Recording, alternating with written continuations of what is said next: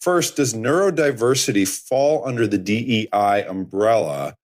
And second, how do you build a container around the topic of DEI at work to make it feel safe?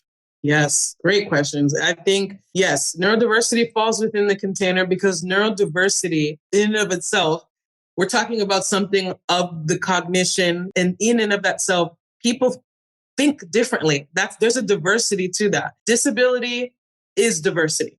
And when we can start to kind of see all of that come together, yes, neurodiversity is a part of disability. Disability is a part of diversity. Like when we can see that all comes together, then we make it more normalized. And when you normalize something, then you can enter into more safety. I want to go back for just a second. And when we were talking about differences, right, you don't feel safe if in the country that you live in, you are ostracized because you are a refugee.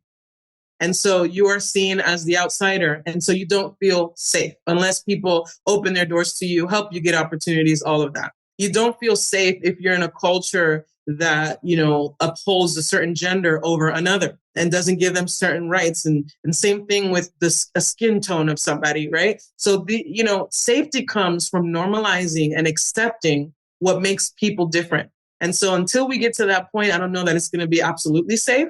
So today in the workplace, people are starting to lean more towards the acceptance of neurodiversity. So you're seeing Harvard Business Review, Ernst & Young, Deloitte, all these have done research reports and studies on the value of neurodiversity as a skill set in the workforce.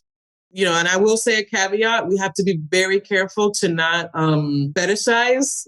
And I use that word on purpose. Like we have to be very careful to not do that when it comes to people's neuro differences or any other thing that makes them different, because now all of a sudden people are talking about these things because they've done research, but it's like, oh, what are you saying? Oh, we need an autistic person now in our talent space because that's a coveted skill set and we need to have that. So it gets a little weird, people. So how about we don't go that route and we go the route of we realize that what makes somebody different, even if they socialize differently, even if they approach a problem differently, there's actually something of value that we can, gain and garner from that individual. Right. And so we should actually leverage that. It's not like Tom Cruise recognizing that his autistic brother, Dustin Hoffman, was useful in the casino, right? Yes. Thank you. We don't want to do that, please. Yeah.